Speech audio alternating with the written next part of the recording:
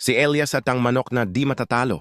Isang kwentong bayan ng kabayanihan, pananampalataya at karunungan.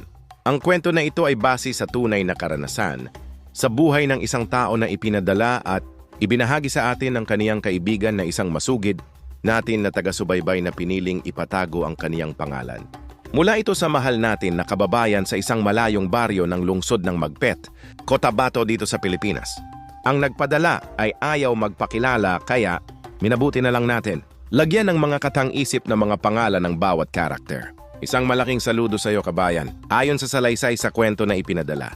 May isang lugar na napapalibutan ng luntiang kabundukan at malalagong palayan, naninirahan ng isang binatang sabonghero na itatago natin sa pangalan na Elias. Isang simpleng binata na may busilak na puso, ngunit kadalasan ay minamaliit ng kanyang mga kabaryo. Isa siyang ulila na nagtatrabaho sa napakamayaman na magsasaka sa kanilang baryo na si Don Edward. Sa kabila ng kahirapan, si Elias ay masayahin, matiyaga at mapagmalasakit. Isang araw habang naglalakad siya sa gubat upang manguha ng kahoy, may narinig siyang kakaibang tunog, tila ba may umiiyak na hayop. Sinundan niya ang tunog at natagpuan niya ang isang sugatang manok na kulay ginto ang mga balahibo at may makintab na pulang tuka. Anong klaseng manok ito? Bulong niya sa sarili.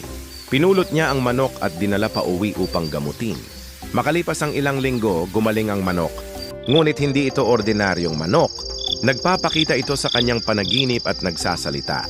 Elias, dahil sa kabutihan mo, ako'y iyong magiging kasama. Ako si Beverly, ang binabae na manok na di matatalo.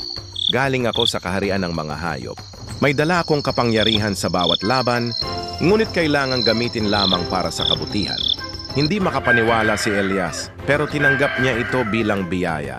Sa tulong ni Beverly, sumali siya sa mga paligsahan ng sabong sa iba't ibang bayan. At sa bawat sabong, si Beverly ay nananalo, hindi dahil sa dahas kundi dahil sa talino at bilis. Dahil dito, siya ay yumaman at nakilala sa lalawigan bilang Elias na may manok na di matatalo. Ngunit hindi siya naging mayabang. Ipinagpatayo niya ng paaralan ng baryo, tumulong sa mga mahihirap, at ginawang patas at malinis ang mga sabong.